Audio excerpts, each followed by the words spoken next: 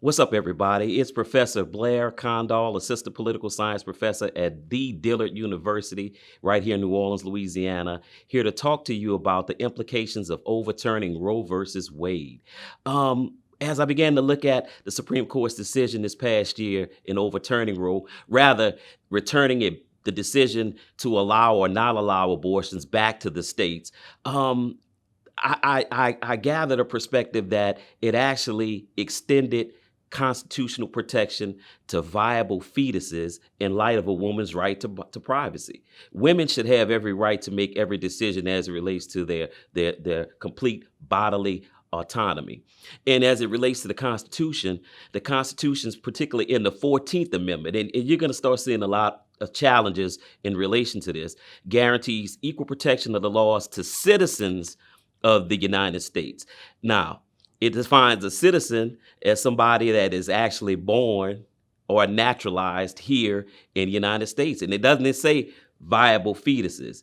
And if we go back to the actual founding of the country and establishment of the United States Constitution, there was no way that our founders could ever imagine that we would be sitting here today talking about protecting unborn viable fetuses and a woman's right to privacy.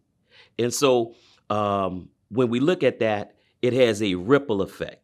And so, okay, check this out. Check it out.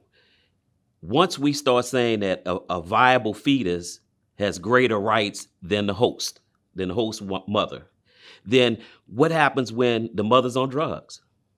Does the state have a right to step in and remove the woman from her environment and put her in some type of institution and force her to be sober, force her to eat certain things, force her to live a certain way? What obligations does the state now have now that the states and in many of the conservative states are legislating that women are not entitled to have an abortion? And so if women are not entitled to have abortions, okay, I got one better for you. What about the men? What obligation does that now place upon the men? Because unless you're Mary, the Virgin Mother Mary, it takes two to make a baby.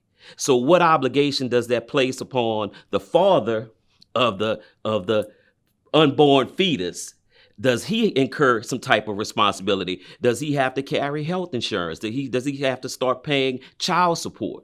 So it has a ripple effect that I anticipate is going to be challenged in so many ways over the next few years in different courts throughout the United States, because we are actually taking control of women's bodies is what we're doing. We're taking control of their bodies.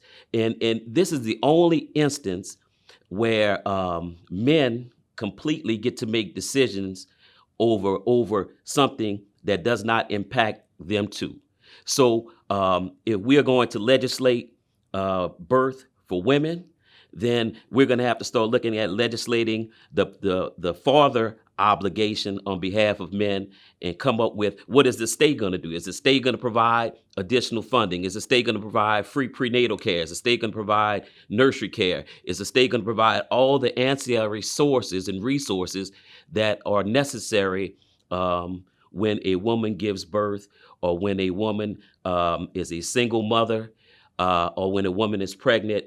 What are we now going to do? Are we willing to take that next step and that next leap? Remember, our bodies, our choice. Peace and blessings.